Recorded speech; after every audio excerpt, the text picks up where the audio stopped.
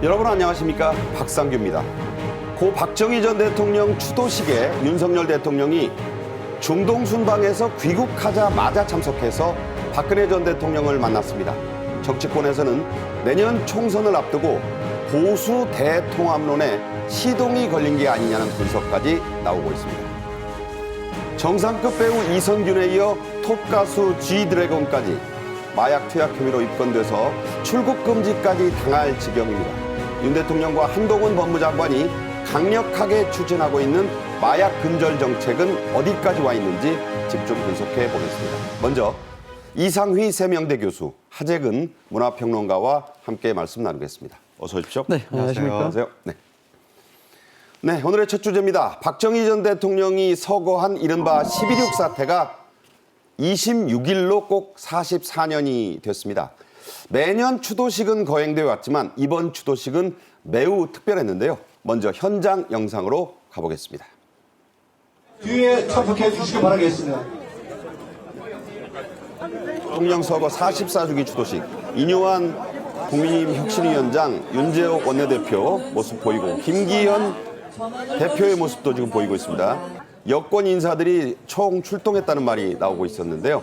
네, 박근혜 전 대통령이 상경에서 지금 추도식에 참석해 있는 모습을 보고 계십니다. 자, 윤 대통령이 카타르 귀국하자마자 서울공항에서 지금 현충원으로 직접 왔는데요. 네, 공식 추도식이 시작됐습니다. 네, 자유롭고 정의로운 윤석열, 박근혜 전 대통령이 나란히 서 있고요. 여권 인사들도 지금 의례를 하고 있습니다. 나경원 전 의원의 모습도 보이고 있고. 네. 자, 윤 대통령이 카타르에서 귀국하자마자 모처로 직행했다. 제가 어제 이 방송에서 말씀드렸는데 그게 바로 이 추도식장이었습니다. 보도 엠바고 때문에 그때 정확한 장소와 행사를 말씀드리지 못했는데요. 자, 윤 대통령이 대구 달성사저에서 상경한 박근혜 전 대통령을 당선인 시절부터 3번 만났습니다. 이번 만남은 취임 후 처음이었고 시간상으로는 17개월 만입니다. 두 분이 있을 때 오간 대화 내용이 화제가 되고 있죠. 예, 당연히 뭐 화제가 될 수밖에 없지 않습니까? 일단 뭐 3번째 만남입니다. 2번 만남은 당선인 신분 때 만났었고 취임식장이고 이제 당선이 되고 본격적인 이제 국정 운영을 하는 대통령 입장으로서 박근혜 전 대통령이 만난 것은 사실상 처음이다 이렇게 봐야 되겠습니다. 네. 사실상 이 두 분의 만남을 두고 또는 그 메시지를 두고 여러 가지 정치적 파장, 정치적 영향 뭐 이런 것들을 고려해서 분석을 할 수가 있습니다. 자, 그중에 한 대목을 잠깐 소개하면요. 대통령으로 일해보니 박정희 전 대통령이 얼마나 위대한지 절실히 느꼈다. 오늘날 대한민국에 먹고 사는 걸 쌓아주셨다. 당시의 자료까지 제가 읽어봤는데 산업의 우선순위를 어떻게 잡았는지 생각할수록 대단한 분이다. 이런 얘기를 그 추도식 전후에 했다라고 지금 보도가 됐어요. 예, 그래서 제가 조금 전에 말씀드린 것이 이 정치적으로 어떻게 해석할 것이냐에 대한 문제인데 통상적으로 정치적 파장에 대해서 이야기하는 것은 그 메시지의 진정성에 있습니다. 이 메시지가 얼마나 진정성이 있느냐를 두고 네. 여러 가지 해석을 하는데요. 윤석열 대통령의 이번 추도식 메시지는 그 부분에 대해서 상당히 성공을 했다 이렇게 볼 수가 있습니다. 첫 번째는 이제 두 가지인데 첫 번째는 메시지의 내용이죠. 방금 자막을 통해서 나왔습니다마는 내가 일해보니 네. 내가 일을 직접 해보니까 박정희 대통령이 얼마나 위대한지 절실하게 느꼈다. 네. 오늘날 대한민국이 먹고 사는 것을 쌓아주셨다. 이런 부분들은 사실 현직 대통령으로서 전직 대통령, 물론 뭐 시간이 많이 지났습니다만 예. 그분의 업적을 이렇게 그대로 인정하는 부분이 상당히 사실 힘듭니다. 그렇죠. 국정을 계속 해가는 입장에서 이런 부분들을 인정했다는 그런 점에서 메시지 진정성 이걸 느낄 수가 있고요. 그다음에 행보적 측면에서 진정성이 있다 이래 봅니다. 네. 그 행보적 측면에서 진정성이라는 것은 뭐냐 그러면은 카타르의 그 많은 일정 속에서도 불구하고 귀국하자마자 바로 엠바고를 걸고 그 추도식장을 갔단 말이죠. 그렇죠. 통상적으로 용산의 집무실로 가는 것이 아니고 그것은 이 추도식에 대한 중요성 이것이 굉장히 크다라는 것을 의미합니다. 네. 그래서 어제 두 분의 만남과 만남과 그 메시지 이 여러 가지 뭐 보도가 많이 됐습니다만 이것을 총체적으로 한마디로 정리한다 그러면은 소위 말해서 조사를 하는 사람과 조사를 받는 사람 네. 이런 불편한 관계에서 이 부분을 완전하게 불식시키고 이제 그 불편한 관계 끝을 낸 그러니까 그런 메시지가 수사팀장 윤석열로서의 역할은 완전히 이제 뒤로 끝이 하고. 났다. 네. 그건 뭐 역사의 뒤안길로 이제 갔고 두 분의 관계는 이제 본격적인 화해 모드가 시작이 됐고 두 분의 관계도 그런 어떤 불편한 관계를 이제 완전히 끝을 냈다. 그런 네. 종집을 찍은 어제 만남과 메시지였다. 이렇게 이제 해석을 할 수가 있습니다. 네, 두 가지 면에서 짚어주셨습니다. 요즘 언론의 주목을 가장 받고 있는 사람 중에 하나가 인요한 국민의힘 혁신위원장인데 방금 전 그 영상에서도 보셨듯이 첫 번째 공식 행보로 이 박정희 대통령 추도식장을 찾았습니다. 인요한 위원장과 박근혜 전 대통령 인연이 각별하죠, 그전부터? 네, 인연이 각별한데, 그러니까 인요한 혁신위원장이 2012년 대선 때 그때 박근혜 새누리당 대선 후보의 선대위에 있었거든요. 네. 그리고 또 대통령직 인수위원회 당시에 그 국민대통합 부위원장으로 또 일을 했었고 네. 그러다 보니까 박근혜 정부, 박근혜 전 대통령하고는 인연이 깊은 데다가 또 인요한 혁신위원장이 평소에 가장 존경하는 한국의 인물이 바로 박정희 전 대통령이다. 네. 그렇게 얘기를 했었는데 뭐 그런 점에서도 이제 공통 지점이 있는데 요번에 그 인요한 혁신위원장이 가장 첫 번째 공식 일정으로 박정희 전 대통령 추도식에 참석하면서 박근혜 전 대통령하고 자연스럽게 만남을 갖게 됐습니다. 네. 인요한 위원장은 박근혜 정부 때 국민통합이 부위원장을 인연을 맺은 그런 사이라는 점도 소개해 드립니다. 윤 대통령은 추도사에서 특히 박정희 전 대통령의 경제 업적들을 하나하나 열거해 가면서 상찬을 했는데요. 직접 들어보겠습니다. 지금 우리는 박정희 대통령께서 일구어 놓으신 철강산업, 발전산업, 조선산업, 석유화학산업, 자동차산업, 반도체산업, 방위산업으로 그간 번영을 누려왔습니다. 한강의 기적이라는 세계사적 위협을 이루어내셨습니다. 지금 세계적인 복합위기 상황에서 우리는 박 대통령의 정신과 위협을 다시 새기고 이를 발판으로 다시 도약하는 대한민국을 만들어야 합니다. 이 자리에서 우리는 그분의 해안과 결단과 용기를 배워야 합니다. 윤 대통령은 취임 이후 92개 나라 그 외국 정상들을 만날 때마다 박정희 대통령을 공부하시라 이렇게 얘기를 했다. 한국의 압축 성장 비결을 묻는 질문이 아주 많았는데 그러려면 박정희 대통령을 공부해라 이런 얘기를 했다고 소개했어요. 이게 참 재밌는 얘기인데요. 왜 제가 이런 표현을 하냐 그러면은 우리가 물건을 판다고 가정을 해보면은 네. 그 물건이 가장 장점이 뭐냐, 어떤 실효성이 있냐 이걸 주장하지 않겠습니까? 그렇죠. 결국 이제 92개국의 정상을 만나면서 그동안 외교 활동을 하면서 대한민국의 경제 성과에 대한 경제 업적에 대한 효과 자체가 박정희 대통령 때 이런 압축 성장의 효과다 네. 이렇게 이야기하고 그걸 이야기했다는 거죠. 네네네. 이게 한마디로 이야기하면 세일즈 포인트입니다. 네. 세일즈 포인트고 우리 대한민국이 이처럼 발전하고 경쟁을 갖게 된 것은 그 당시에 그 스토리가 있었기 때문이었다. 이게 다른 말로 좀 비약을 해서 이야기하자면요. 대한민국의 경제 부흥에 대한 압축 성장 비결의 그 아이덴티티, 그 정체성을 이야기한 겁니다. 네네. 상당히 그 의미 있는 얘기라고 봐야 되겠고 그런 측면에서 박근혜 전 대통령에 대한 부분들도 상당히 관계가 개선될 수밖에 없는 그런 요인이라고 봐야 되는데 간단하게 추도사를 살펴보면요. 여기 보면 박정희 전 대통령에 대한 소위 어떤 정신적인 교감 뭐 이런 부분들이 많이 언급이 됐어요. 그러니까요. 여기 보면 하면 된다는 정신을 또 언급했습니다. 그 유명한 얘기죠? 예, 예. 이게 뭐 아직까지도 쓰이고 있는 얘기인데 이게 뭐냐면은 그렇게 하겠다는 것이 아니라 그렇게 생각하고 있다라는 것을 이야기합니다. 네. 궁극적으로 그것이 밑바탕이 돼서 본받을 점이 있다, 즉 기회감이 되고 있다라는 그런 얘기를 이야기할 수가 있겠고 예. 박정희 대통령께서 이론의 산업화는 우리 민주주의 발전에 튼튼한 기반이 됐다. 이건 뭐냐면 사실 맞습니다. 대한민국 민주주의 공화국인데 그 권력적 정치적 기반 자체가 자유민주주의에 기반하거든요. 그렇죠. 그건 헌법적 기제를 이야기하는 겁니다. 그래서 박정희 대통령이 이루는 산업화의 그 공로 자체가 오늘날 대한민국이 다양화와 다양화 사회로 갈 수 있는 민주주의의 초석이 됐다. 네. 이것을 언급한 것이고요. 아까 이야기하신 대로 92개국 정상의 경제협력 이 부분은 결국 아이덴티티 측면에서 경제 압축 성장의 그 배경 자체가 여기에 세일즈 포인트로 압축 성장 배경이 박정희 전 대통령이 이런 산업화에 있다. 이런 것을 얘기합니다. 그리고 마지막으로 그런 얘기도 했죠.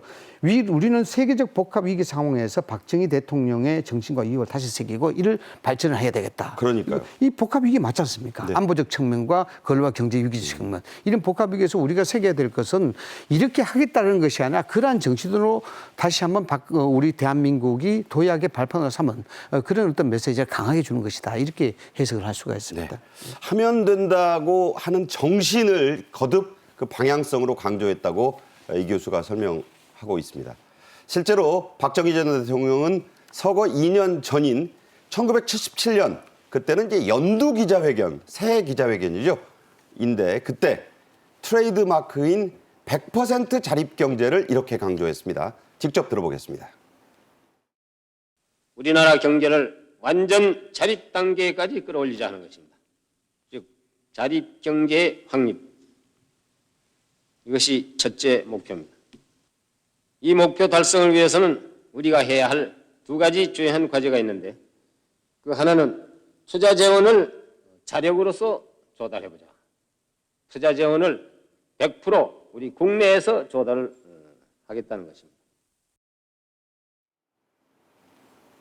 박정희 시대를 관통하는 말로 저 유명한 자립, 자조 기억나시는 분들이 많을 텐데요.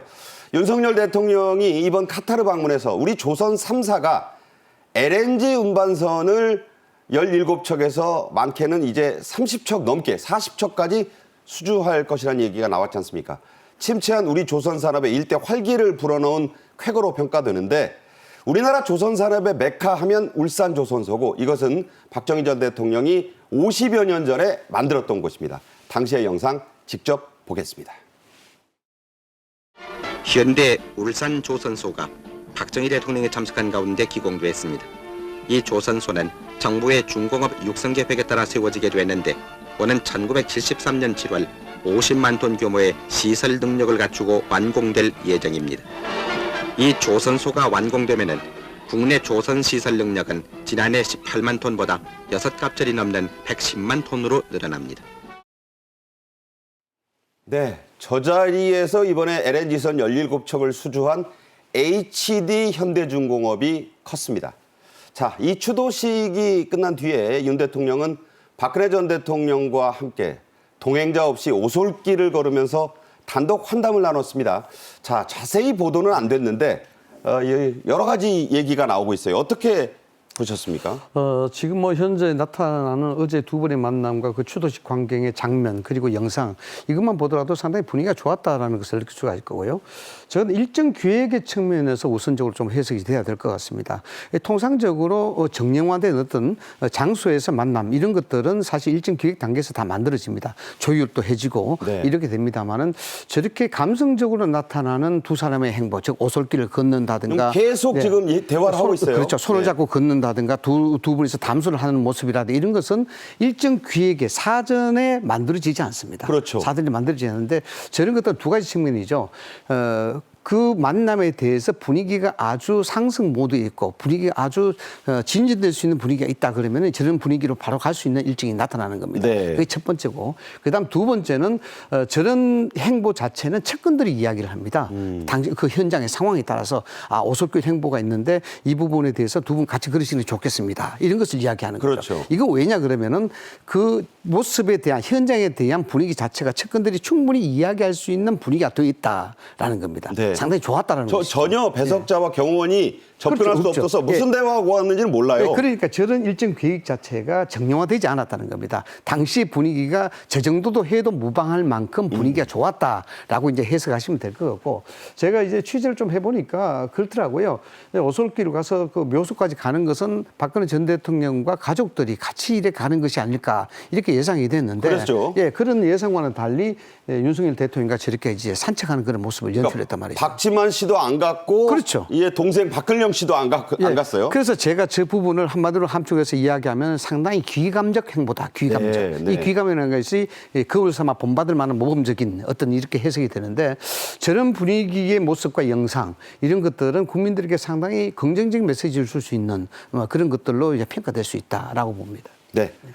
박근혜 전 대통령은 추도사에서 현재 나라가 처한 곤경을 걱정했습니다. 윤 대통령과 여당을 위해서도 이런 덕담을 했는데요. 그 한 대목 직접 들어보겠습니다. 지금 우리 앞에는 여러 어려움이 놓여 있다고 합니다. 하지만 저는 우리 정부와 국민께서 잘 극복해 나갈 것이라고 생각합니다. 아버지의 꿈이자 저의 꿈이었고, 그리고 오늘 이곳을 찾아주신 여러분들의 꿈은 모두 같을 것입니다.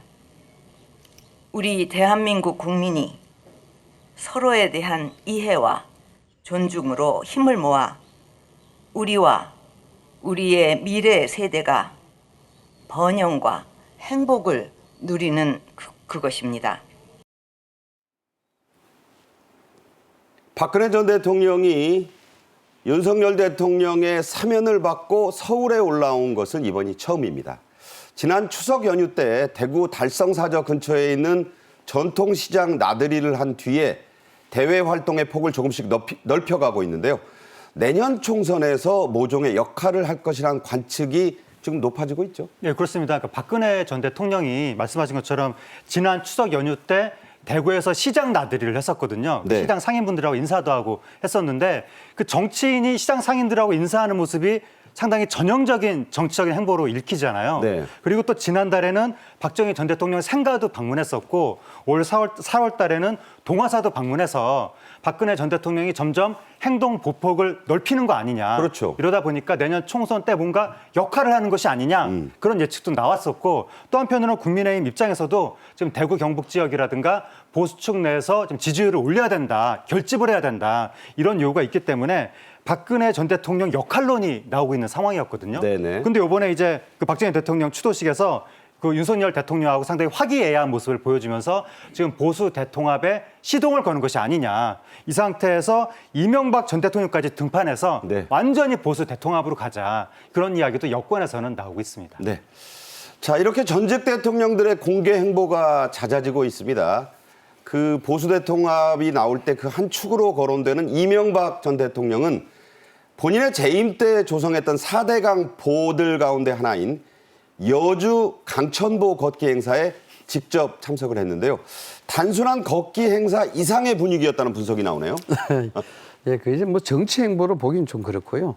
뭐 4대강은 참 말도 많고 탈도 많았던 그 4대강 아니겠습니까? 뭐 궁극적으로 또 결론적으로 말씀을 드리자 그러면은 4대강으로 인해서 국가적인 피해가 있었느냐에 대한 반문을 하면은 그 답은 뭐 분명히 찾아볼 수 있다. 이렇게 봅니다. 이 보호 문제뿐만 아니라 지천 지류에 대한 문제도 상당히 좀 심각하게 대두가 됐었죠. 네. 뭐 그것이 최근에 일어나는 청주 5송 지하차도 침수 사건 아니겠습니까? 그렇죠. 그 당시 미호관에 지천 정비가 제대로 됐더라면 그거 안 넘쳤죠. 예, 아쉬움이 지금도 남고 있고 이름으로 인해서 강 주변에 대한 정비 그러니까 보호 이 중요성이 얼마나 절실한가 이거는 뭐 익히 다 이제 인정하는 그런 부분이라 생각이 됩니다. 예. 그래서 이명박 전 대통령이 보를 방문해서 거기 행사하는 것은 이런 메시지가 있다고 저는 봅니다. 네. 어떤 메시지냐 그러면은 뭐 전 대통령이 또 이명박 대통령의 성향상 뭐 제가 옆에서 좀 모셔도 봤습니다만은 정치적으로 어떤 파장을 입고 영향을 주려는 그런 사실 욕심이라든가 그런 어떤 생각은 좀 없다 이렇게 보시는 게 맞을 것 같습니다. 그건 뭐냐 그러면은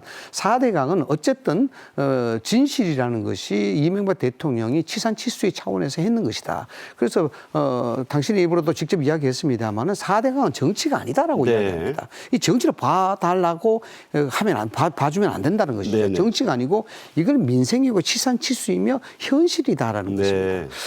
아실지 모르겠습니다만 우리는 뭐 십수년 전부터 뭐 한 20년 전에만 보더라도 수해가 나게 되면은 각 방송국마다 수해 모금 운동을 했습니다. 그랬죠. 예, 이런 게 없어졌습니다. 이건 뭐 시대가 발진했기 때문에 없어진 것이 아니고요.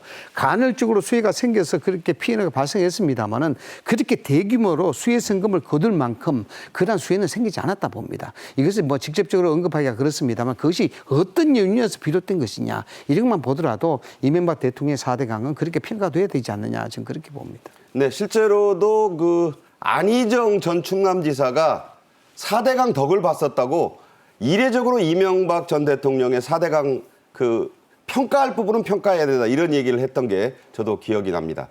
자, 이번 분위기는요, 때가 때인지라 기자들이 대거 몰렸습니다.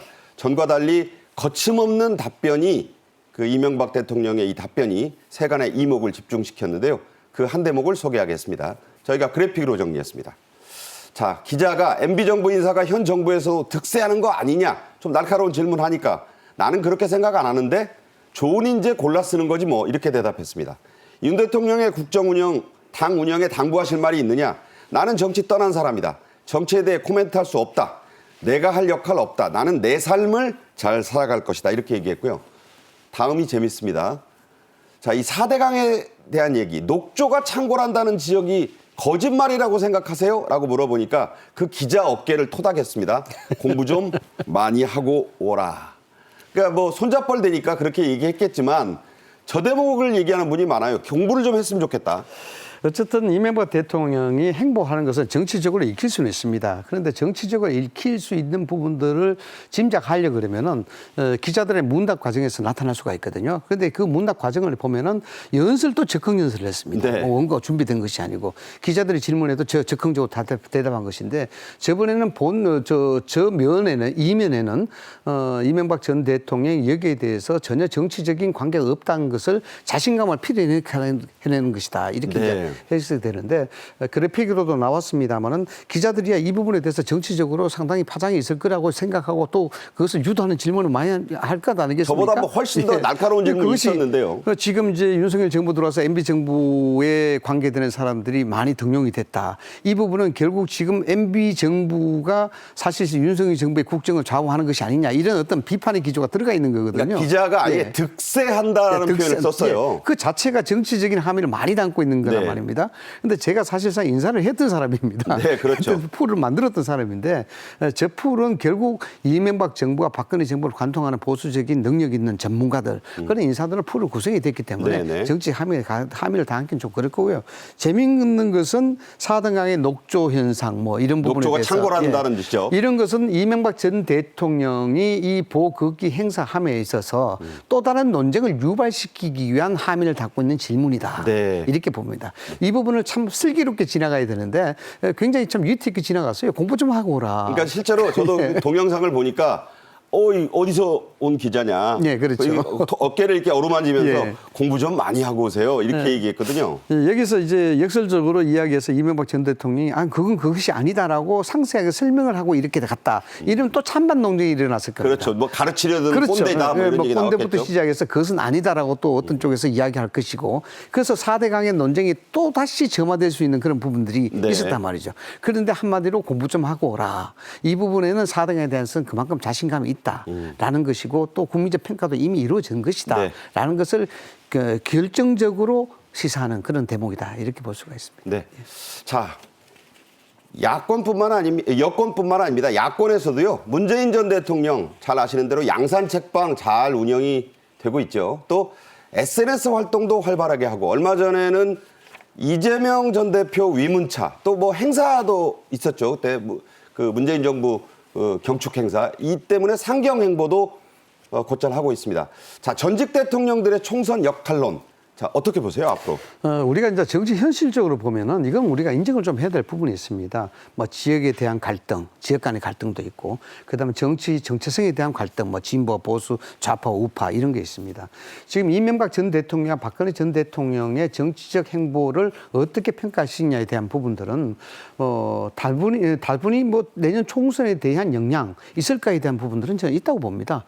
왜냐 그러면은 어쨌든 내년 총선이 보수 진영 이 부분에 대해서 어느 정도 의석이 확보가 돼야만이 실질적으로 보수를 선택했던 유권자들, 국민에 대한 기대에 부응할 수밖에 없는 그런 상황이기 네네. 때문에 이것은 정치적으로 잘못된 것이 아니냐, 편중된 것이 아니냐 이렇게 보면은 무리가 있다는 네. 것입니다. 당연히 정치적 행보로 그것을 통합하고 결속하고 이뤄내야 됩니다. 네. 그것이 윤석열 대통령이 직접적으로 그걸 해야 돼요. 이게 잘못된 게 아니다라는 것이고 당연한 어떤 행보다. 또 이명박 전 대통령과 박근혜 전 대통령의 행보에서 나타나는 정치 영향도 좀 긍정적으로 보면은 당연히 그렇게 일어나야 된다라는 것을 해석할 수가 있고요. 이런 측면에서 문재인 전 대통령의 행보 자체는 실질적으로 SNS를 통해서 이미 행보를 해왔습니다. 아, 지금도 하고 있죠. 정책적 행보에 대해서 여기에 대해서 상당한 날카로운 비판도 하고 또 참견 비슷한 어떤 간섭도 하고 이렇게 하는데 이것은 당 내부에서도 좀 비판이 일고 있어요. 네. 이런 부분들은 뭐냐 그러면은 이상민 의원이죠. 대표적인 비명계에 속하는 그 의원인데 여기에 대해서 책임도 없다. 말과 언동에는 행동에 대한 책임이 따라야 되는데 지금 문재인 전 대통령이 이야기하는 것은 그에 대한 책임이 없지 않느냐. 네. 만약에 그렇게 정치를 하고 싶다 그러면 총선을 출마하는 것이 없지 않느냐. 낫지 않느냐. 이런 식으로 지금 여기에 대해서 좀 비판을 하고 네, 있습니다. 네. 그런 측면에서 조금 결이 다른 모습을 좀 보이고 있다. 이렇게 볼 수가 있습니다. 네. 자, 노태우 전 대통령의 2주기 추도식도 같은 날 거행이 됐습니다.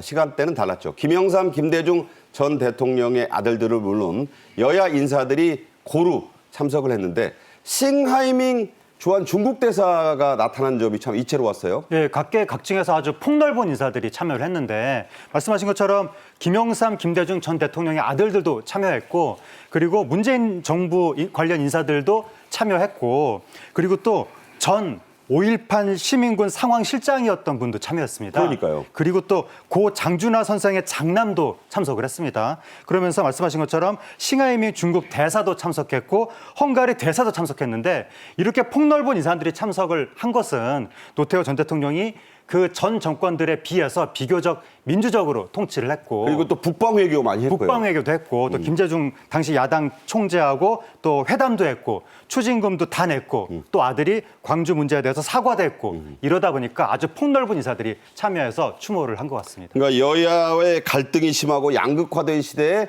새롭게 평가되는 전직 대통령으로서 부각이 된 점이 있고 자, 한 가지 재밌는 것.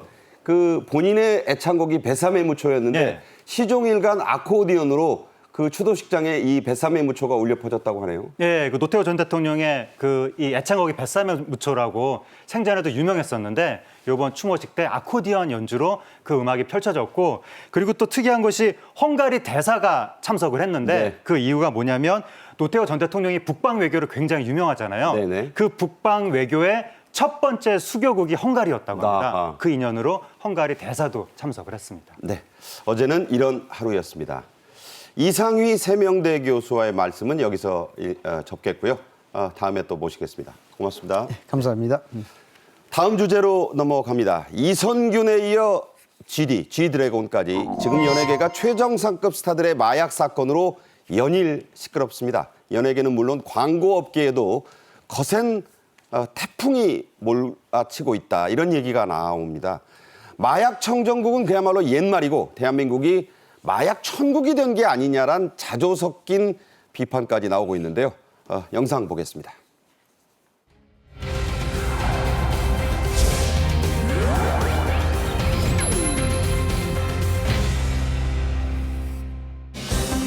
마약의 환각성은 더 높아졌습니다. 실적으로 굉장히 다른 물건이 되어 있죠. 분명히 심각한 상황입니다.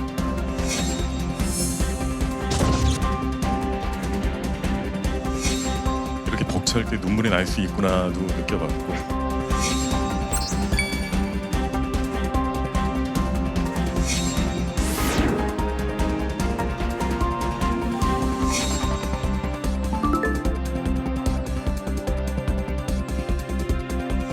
막아내는 방법은 강력한 유통과 제조에 대한 단속과 처벌을 하겠습니다.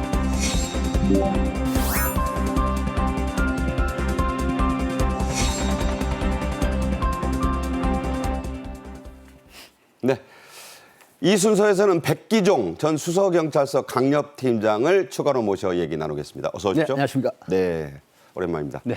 자, 이런 사태를 내다본 것일지 한동훈 법무장관은 여러 번 마약에 대해서 경고 메시지를 냈었죠. 직접 들어보겠습니다. 강력한 처벌 의지를 보여주는 것도 중요한 단계인 것 같습니다. 아직 저희가 청정을 유지할 수 있는 가능성이 남아 있기 때문에 막아내는 방법은 강력한 유통과 제조에 대한 단속과 처벌을 하겠습니다. 네, 백희정 교수께 먼저 여쭙겠습니다. 네. 참 충격적인 사실이요. 네. 우리나라의 그 연령별 마약 사범을 보니까 20대가 가장 많아졌고 네. 10대 사범도 600명이 넘었네요. 네네. 지금 이제 10대 마약 사범이 급격히 늘어나고 있는데요. 최근 그 7억 원대 마약을 밀수했던 고교생도 나왔습니다.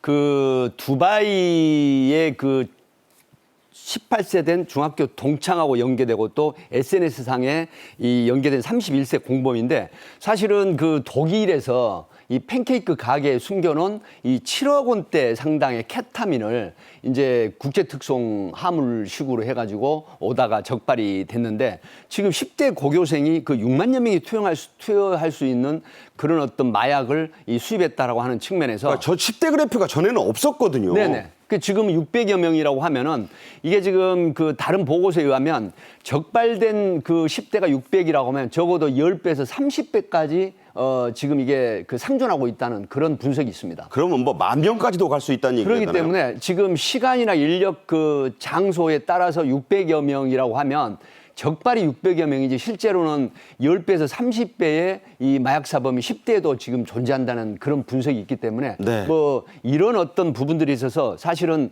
굉장히 심각한 그런 문제에 도달하고 있는 거죠. 네, 우리 백 교수의 분석이 사실이 아니길 바랄 뿐입니다. 그렇습니다. 10대 마약 사범이 이렇게 급격히 늘어났는데 이 말씀하신 대로 7억 원대 마약을 밀수했던 고등학생까지 나왔습니다. 6만 명이 투입할 수 있는 엄청난 양이라고 했지요. 자, 그다음 주제로요. 이 미대 등의 대학가에서 영감을 얻는다. 이걸 먹으면 영감을 얻는다는 핑계로 마약을 뿌리는 홍보물이 살포됐다. 이건 또 무슨 얘기입니까? 예, 그 미대가 있는 대학들 주변에 뭐 홍익대, 건국대, 가천대 이런 주변에 어떤 40대 남성이 그 명함으로 일종의 마약 홍보물을 만들어서 뿌렸다는 거예요. 보시는 것처럼 영문으로 된 저런 홍보물인데 Do you need 뭐 인스피레이션 이렇게 써 있는데 인스피레이션, 영감이 필요하느냐. 필요하시니까. 네. 그러니까 미대 학생들이 사실 영감, 어떤 예술적인 어떤 감흥, 창작 그런 거에 대해서 굉장히 목마르거든요. 근데 영어로 싸우니까 저거 그럴싸해 보이네요. 영어로 쓰니까 왠지 우리가 마약이라고 하면 뭔가 좀 음습하고 좀 어둡고 그런 게 느껴지는데 영어로 쓰니까 무슨 첨단 문물 같고 네. 저기 내용 보면 토럴리 리글이라고 써 있거든요. 그러니까 완전 합법이다. 완전 합법이다. 완전 합법이면서 이거는 새로운 제품이다. 뭐 액상 대마다 이런 식으로 홍보를 하는데 대학생들이 저걸 보고 언뜻 이거는 불법이 아닌가라고 하면서 유혹에 빠질 수 있는 그러네요. 그러한 홍보가 대학가에 나타나고 있는 겁니다. 그러니까 뭐 영감이니 뭐 이런 말 들으면 또 그렇습니다. 혹하는 그런 심리에도 편승한 무서운 그런 그 범죄가 될 것 같은데요. 자, 영화 기생충 패러사이트로 세계적 배우로 발돋움한 이선균 씨 사건이 충격에 충격을 더하고 있는데 이제 마약 피의자로 신분이 바뀌었습니다. 연루된 연예계의 셀러브리티, 유명 인사가 10명 가까이나 된다죠? 지금 이선균 씨가 사실 우리 이미지가 어떤 거냐면 아빠 같은 친구. 실제 친구 같은 아빠고요. 아빠. 예, 네네네. 부하들의 아빠고. 굉장히 그 이미지가 좋은 그 48세 된 이선균 씨가 강남 그 멤버십으로 운영하는 유흥업소에서 이 마약을 했다라고 하는 부분은 이게 이제 밝혀진 게 그 조 실장이라고 하는 28세 된 여성입니다. 네. 이 여성이 멤버십으로 운영하는 곳을 출입을 하면서 결국은 이제 마약을 하게 된 계기가 돼가지고 그 실장의 집에서까지 같이 이제 마약 투여를 했다라고 하는데 네. 이 지금 마약 그러면요 졸피뎀, 케타민, 프로포폴 그다음에 이제 암페타민이라고 해서 필로폰 같은 거. 네네. 이게 이제 굉장히 지금 확산 일로에 있는데 결국 이성균 씨 같은 경우는 지금 수사를 받고 있지만 여기에 또 그 지드래곤이 좀 나타났잖아요. GD. 예. 지드래곤. 근데 이 사람들이 동일한 사건은 아니지만 그 공급자가 바로 제가 앞에 말씀드린 28세 된 여성 실장이에요. 네. 그러니까 이성균 씨한테도 공급을 하고 지드래곤한테도 했다는 거죠. 근데 강남에 그 제가 그 업소를 잘 아는 위치를 아는 말씀하시면 안 돼요. 지역인데, 상호는. 네. 네, 그래서 지금 구속이 됐거든요. 네네. 이런 부분이기 때문에 인천경찰청 강력수사대에서는 앞으로 5명 정도의 더 어떤 연예계 마약 카르텔 이런 부분에도 상당히 지금 수사를 하는 게 아닌가 하는 그런 지금 전언이 흘러나오고 있는 상태입니다. 네, 뭐 이름만 들으면 알만한 방송인 출신 작곡가가 누구다. 뭐 벌써 SNS가 떠들썩합니다. 이성균 씨가 촬영을 마쳐놓은 영화가 2편, 또 드라마는 캐스팅 직전이었는데 취소됐고, 부인 전혜진 씨와 함께 같이 찍은 광고, 각각 찍은 광고가 많았죠. 자, 연예업계뿐만 아니라 광고업계가 공황 상태라고 합니다. 뭐 세 자릿수 억대 손해배상 소송이 나올 것이다, 잇따를 것이다 이런 말도 나와요. 그럴 수도 있는데 일단 유아인 씨가 지난번에 마약 이 혐의를 받았잖아요. 그때 유아인 씨 유학금 그 규모가 100억 원에 달한다는 이야기도 있었거든요. 네. 추정치이긴 하지만. 네네네. 근데 이성균 씨도 우리나라 최고의 스타이기 때문에 그 정도가 될 수도 있다라는 이야기가 나오는데 일단 영화 2편을 촬영을 이미 다 끝내놨는데 개봉을 못하는 상황이 된 그거 거예요. 개봉할 수 있겠어요? 근데 뭐 어떻게 될지 모르겠는데 네. 일단 그 영화 중에 한 편은 200억 대작이거든요. 아유. 피해가 엄청난 거잖아요. 200억 원이나 이미 들여놓은 거잖아요. 그렇습니다. 네. 그리고 또 드라마도 이 촬영 직전에 있는 드라마도 있었는데 그 제작 못 하고 있고. 그러면 이제 대기하는 스태프들은 그렇죠. 뭐 어떡합니까? 영상이라는 게 그 제작 일수가 하루하루 늘어날 때마다 다 돈이거든요. 그렇죠. 이 이성균 씨 때문에 그 드라마 제작 일수가 계속 늘어나고 있는 거예요. 그다음에 이성균 씨가 캐스팅이 된 드라마도 있었는데 그것도 지금 캐스팅 원점에서 다시 해야 되는 거고 거기다가 이성균 씨가 넣은 광고들 그리고 또 이성균 씨 부인도 전혜진 씨도 이 연예인인데 이성균 씨 부부가 나온 광고들 많아요. 예, 다 지금 제대로 못하게 된 상황이거든요. 네네. 이러한 작품 하나하나가 다 소송을 걸게 될 경우에는 이성균 씨가 상당한 정도의 위약금을 물게 될 수도 있다라고 하는 부분인데 또 이게 문제가 이성균 씨가 위약금을 낸다고 하더라도 그거는 각각의 제작사나 그 기업들에 대해서 손해를 배상하는 거거든요. 네. 근데 이성균 씨로 인해서 동료 배우들 그 스태프들 그건 안 잡히잖아요. 엄청난 피해를 지금 당하고 네. 있습니다. 예를 보이지 들어서 않는. 유재명 씨라고 하는 배우가 지금 평생 무명으로 있다가 최근에 막 이름을 알려서 본격적으로 활동을 해야 되는데 그분이 찍은 영화가 하필이면 이성균 씨가 나온 영화인 거예요. 그야말로 불똥이 튀었네요. 네, 그래서 그분은 지금 지난 1년 동안 열심히 일을 했는데도 성과물을 선보일 수가 없게 된 거고 근데 그분의 차기작 드라마가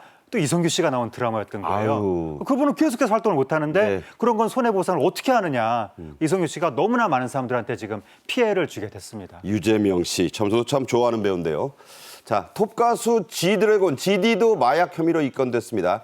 이성균 씨 사건과는 별건이라고 하는데 GD는 이미 마약 사건의 재범이 되는 셈이기 때문에 만약 이게 또 범죄가 된다면 해외 언론, 연예계의 관심도 아주 지대하다죠. 그러니까 이번 사건이 마약이라는 것 자체도 굉장히 사람들의 이목을 끄는 사건인데 거기에 더해서 유흥업소라는 키워드가 등장하다 보니까 네. 더 이제 대중이나 매체가 좀 이제 민감하게 받아들이는 거예요. 그런데 지드래곤 씨도 결국 유흥업소 실장한테서 진술이 나왔다는 겁니다. 네. 이성균 씨가 이번에 이제 포착이 된 이유가 유흥업소 실장의 진술 때문이었는데 바로 그 실장이 지드래곤 씨에 대해서도 진술을 했다는 겁니다. 네네. 그러다 보니까 지드래곤 씨의 과거 모습도 주목을 받고 있는데 최근 1, 2년 사이에 지드래곤 씨가 영상에서 포착이 됐을 때 보면 뭔가 몸을 제대로 가누지를 못한다. 말도 어눌하게 한다라고 하면서 이게 마약의 혹시 부작용 아니냐라고 하면서 해외에서도 굉장히 민감하게 지금 관심을 갖고 있습니다. 회전문을 걸어가다가 목을 꺾고 비틀대는 동영상인데 저희가 보여드리면 좋을 텐데 그 동영상은 못 보여드립니다. 자, 이성균 씨와 GD에게 현직 의사가 대가 없이 마약을 줬다 이런 보도까지 나왔습니다. 이 의사가 입건이 되었습니다. GD는 혐의를 완강히 부인하고 있는데 이건 어떻게 봐야 됩니까? 뭐 사실은 그 강남에서 지금 예전에 람보르기니 남이라든가 뭐 이런 네. 그 사람들이 결국은 강남에 있는 성형외과라든가 이런 데서 이제 향정에 관련된 케타민이나 졸피뎀을 처방받거나 프로포폴을 받았었는데 네. 지금 지금 이 경우도 지금 정상적인 처방이라고 이렇게 부인을 하는 경우지만은 사실 지금 우리나라가 향정에 관련된 의약품이 연간 1,946만 명입니다. 아유. 그러면 이 중에 이 대구 인근 같은 경우에는 무려 연간 1,000여 명한테 향정을 지금 투여한 그게 통계가 있거든요. 향정신성 의약품. 의약품. 이게 이제 마약류 관리에 관한 법률인데 이걸 의료용으로 하면 되지만 이게 불법으로 하게 되면 마약류 관리에 관한 법률 처벌을 받잖아요. 네. 근데 우리가 지금 여기서 눈여겨볼 게 하나 있어요. 뭐죠? 유아인 씨가 왜 수사가 시작됐죠?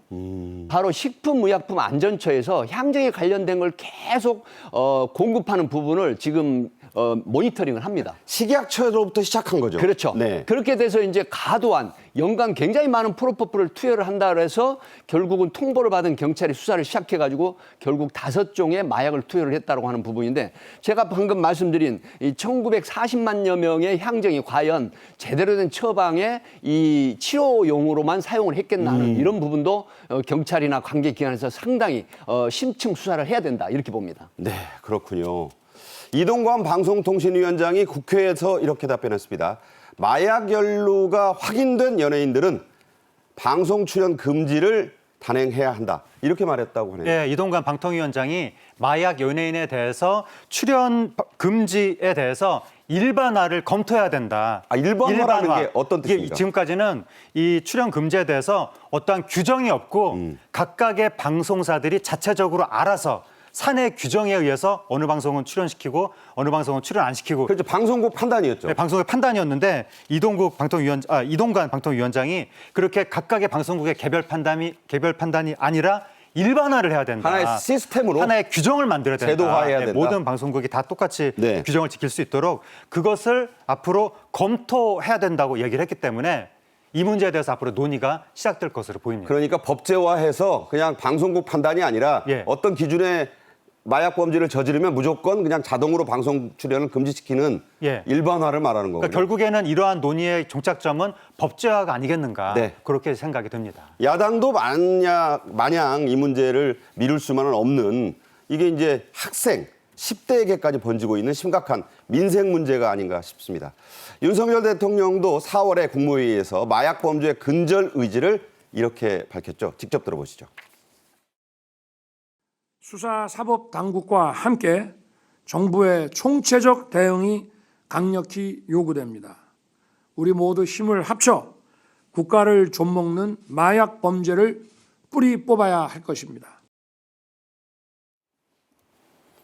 네, 한동훈 법무장관도 올해 그 법무장관 신년사를 통해 마약 확산 금지에 대한 강력한 의지를 이렇게 표명했습니다. 그 내용을 저희가 요약을 해보겠습니다. 한동훈 장관, 가족과 이웃 공동체를 파괴하는 마약 확산 반드시 막아야 한다. 마약 범죄 특별수사팀을 통해 강력히 단속하겠다. 재활과 상담 치료를 병행해서 마약 청정국의 지위를 회복할 수 있도록 노력한다. 자, 마약 청정국. 이제는 옛말이 된 것 같아요. 네, 지금 유엔에서 규정한 마약 그 청정국 지위는요 인구 10만 명당 20명 이하입니다. 네. 근데 우리는 이미 작년 같은 경우에는 18,000여 명의 마약 사범이 공식적으로 지금 집계돼 가지고 마약 청정국 지위를 그 몇 년 전에 잃었거든요. 네. 그렇기 때문에 이 마약에 관련돼서는 정말로 그 경찰, 검찰, 해경, 관세청 모두 지금 TF팀을 만들어서 이제 정부 합동 기구가 설립이 돼가지고 수사를 하고 있지만 네. 사실은 가장 중요한 건 뭐냐면 이 컨트롤 타워가 없다라는 겁니다. 네. 이 컨트롤 타워가 없음으로 해서 서로 정보 공유가 안 되는 이런 부분 때문에 실효성 있는 마약 단속이 안 된다고 하는 측면. 네. 그래서 지금 대두가 되고 제기되는 게 바로 마약 수사청이거든요. 네. 미국의 이제 마약 수사청 소위 말하면 DEA라고 하는 이런 곳에서 소위 말하면 그 마약 카르텔에 대한 컨트롤 타워가 있기 때문에 정보 공유가 되면서 네. 그래서 아주 정말 실효성 있는 마약 단속이 되고 있다. 그러니까 영화 같은 데 보면 DEA 막 헬기 그렇죠. 떠다니고 하는데 예. 말이잖아요. 공조, 특히 국제 공조까지 영향력을 미치는 이런 부분이기 때문에 우리나라도 마약 수사청이 빨리 설립이 되는 게 관건이다. 이렇게 봅니다. 네. 그와 함께요, 의료용으로 마약을 처방하는 것에도 문제가 많다. 이런 지적이 나옵니다. 이게 이제 약국을 통해서나 손쉽게 구할 수 있어서 이게 마약 아니지 않느냐는 그런 그 사각지대에 놓였다는 지적이 나오는데요. 자, 이건 어떻게 우리가 해야 될까요? 사실은 제가 앞에 말씀드렸지만은 이 향정에 관련된 거는 전부 기록을 하게 돼 있어요. 장부를. 그런데 일부 그 의료진에서 어떻게 하냐면은 예를 들어 10mg을 투여를 해야 되잖아요.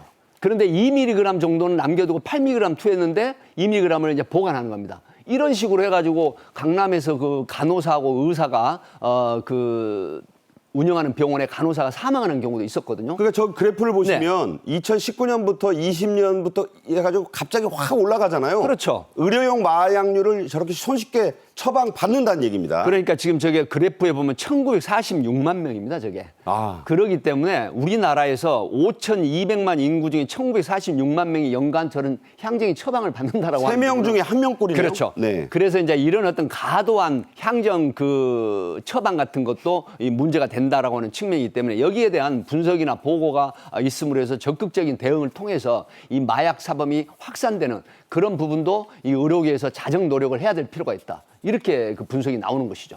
그 많은 분들 얘기 중에 이름들이 하도 복잡하지만 이 의료용 마약류라는 케타민을 서울에서 80% 정도를 강남에서 막 처방해 준다.